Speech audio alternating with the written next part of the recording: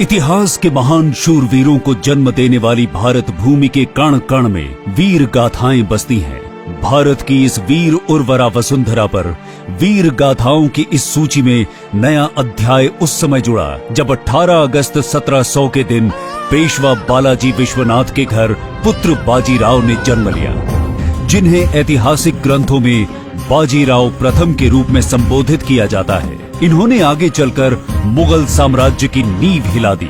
छत्रपति शिवाजी के बाद मराठा शक्ति को पुनर्स्थापित करने और मराठा साम्राज्य को अखिल भारतीय शक्ति बनाने का श्रेय इसी महान योद्धा को जाता है। पिता की मृत्यु के बाद अप्रैल 1720 को जब छत्रपति शाहू जी ने बाजीराव को पेशवा नियुक्त किया, उस समय मराठा राज्य सीमित था एवं शक्ति संग्रह कर रहा था। वहीं पतन की ओर अग्रसर मुगल साम्राज्य ही उस समय देश के अधिकांश क्षेत्रों में प्रभावी था।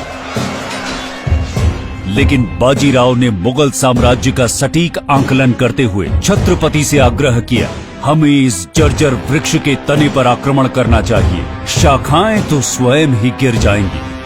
अपनी इस रणनीति के द्वारा पेशवा बाजीराव जब मराठा साम्राज्य को विस्तार दे रहे थे, उसी समय निजाम चिनकुलिच खान, जो मराठा साम्राज्य का सबसे बड़ा शत्रु बनकर उभर रहा था, उसे 28 फरवरी 1728 को महाराष्ट्र के पालखेड़ में एक भीषण युद्ध में हराकर उसकी आक्रामकता को विराम दिया। ये एक ऐसी विजय थी जो आज भी सैन्य विशेषज्ञों को आश्चर्यचकित करती है। रणनीति के अनुसार लक्ष्य पर केंद्रित बाजीराव ने पहले मालवा फिर बुंदेलखंड में अपनी विजय पताका फहराई और मोहम्मद खान बंगश को परास्त कर महाराजा छत्रसाल को अभय प्रदान किया।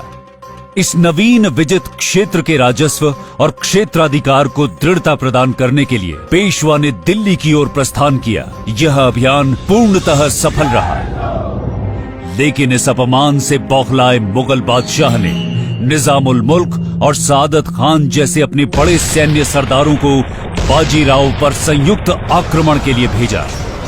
पेशवा ने अपने से कई गुना बड़ी इस सेना को भोपाल के पास युद्ध में परास्त कर दिया। इसके परिणाम स्वरूप तुराह सराय की संधि के द्वारा मालवा के साथ नर्मदा और चंबल के क्षेत्र भी मराठा राज्य में सम्मिलित कर लिए गए।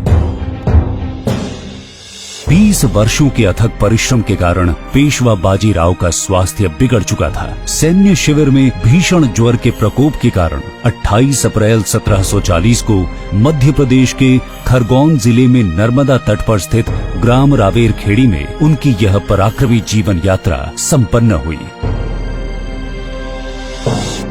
ऐसे वीर प्रतापी अजेय योद्धा, कुशल रणनीतिकार एवं भारत के सच्चे सपूत पेशवा बाजीराव प्रथम को मध्य प्रदेश की धरती नमन करती है।